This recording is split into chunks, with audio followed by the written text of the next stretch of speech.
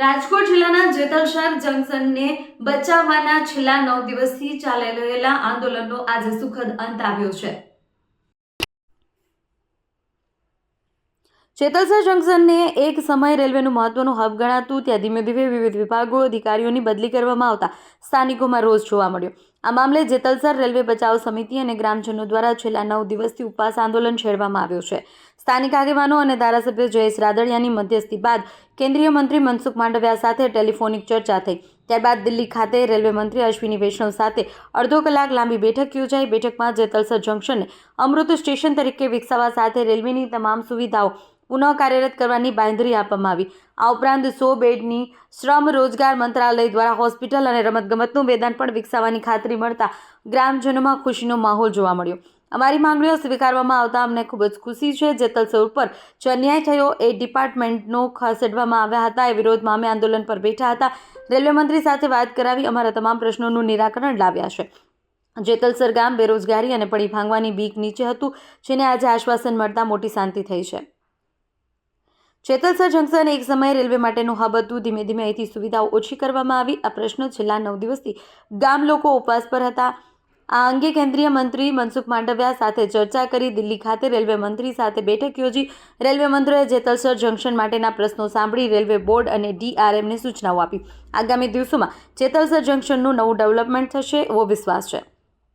જેતલસર જંકશનને 1890માં ભગવતસિંહજીના દાનમાં આપેલી જમીન પર બનેલું મોડલ જંકશન હતું।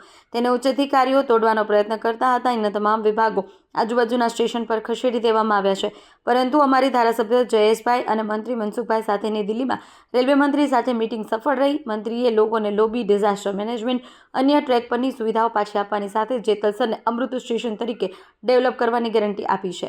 અમુ સિંગલ, જેતપુર। આજે રેલવેનો જે 9 દિવસ ત્યાં આંદોલન ચાલતું હતું જેમનો સુખદ અંત આવ્યો છે, કઈ કઈ પ્રકારની માંગણી કોના દ્વારા સ્વીકારવામાં આવી?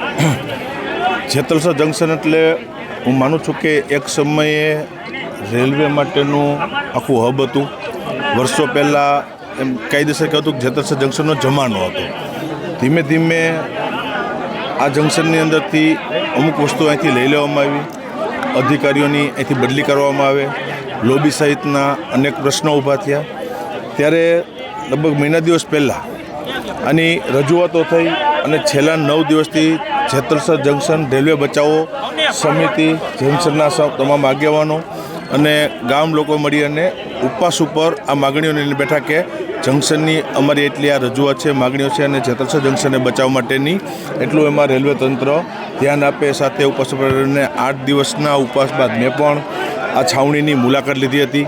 પ્રશ્નો સાચા હતા કે જેતલસર જંકશન એટલે કીધું કે વર્ષો પહેલાં રેલવે માટેનું એક હબ કહેવાતું।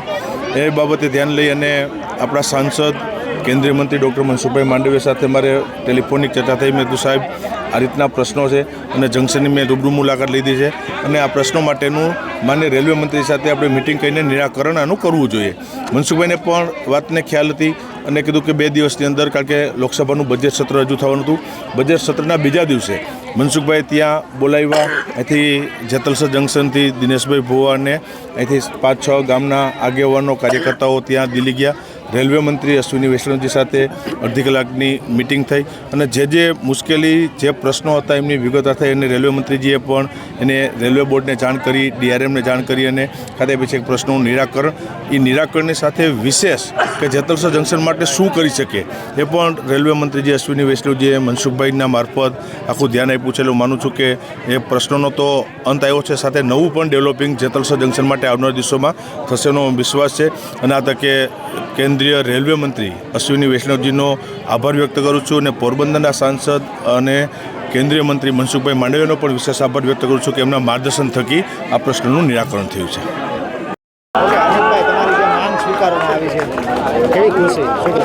અત્યારે અમને એકદમ બહુ જ ખુશી છે। અમારા ગામના બધા જે ભેગા થયા છે એ બધા જો તમે જોઈ જ શકો છો કે કેટલા આનંદમય છે। અમારી જે ઘણા ટાઈમથી અમારી જેતલસર ઉપર ડિપાર્ટમેન્ટ કાઢી જતા હતા।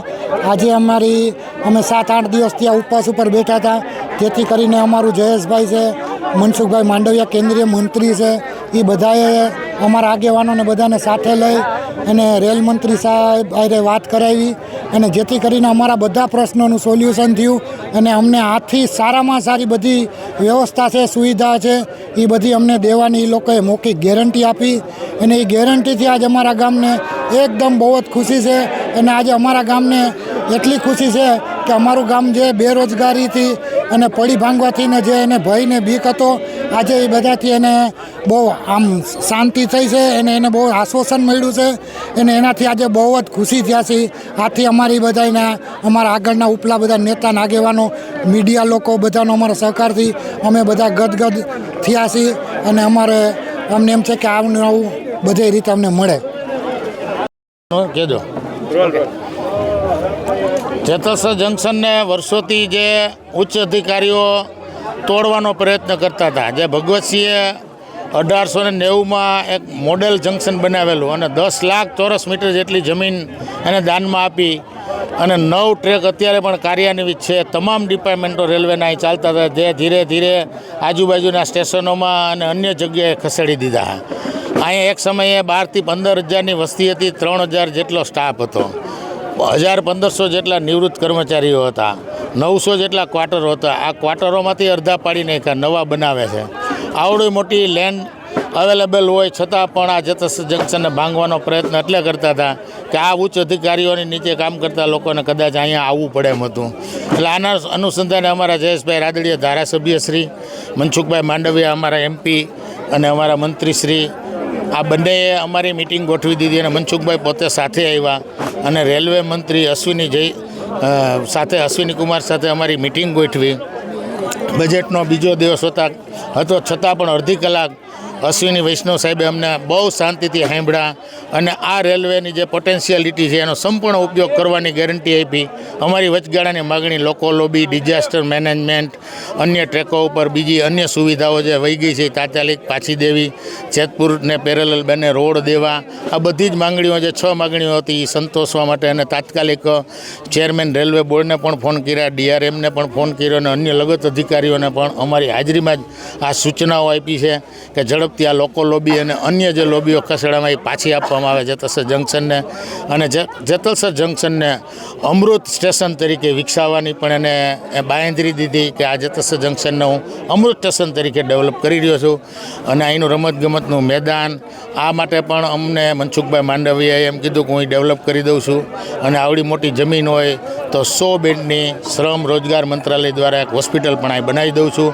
સરવાળે આ જે ઉચ્ચ અધિકારીઓએ આ ગામને અન્યાય કર્યો હતો એને ખરેખર હવે સુવર્ણયુગ પાછો આવે એવું અમારા માનની સંસદ સભ્ય શ્રી મનસુખભાઈ માંડવિયા કે જેઓ કેન્દ્રના મિનિસ્ટર છે અને રેલવે મંત્રી અશ્વિની વૈષ્ણવ સાહેબે અમને ખૂબ સંતોષકારક રીતે અમારા પ્રશ્નોનો ઉકેલ કરી બતાવ્યો છે. એ માટે આ બધાનો અને જયેશભાઈનો, ગામનો અને બધાનો આભાર માનીએ છીએ.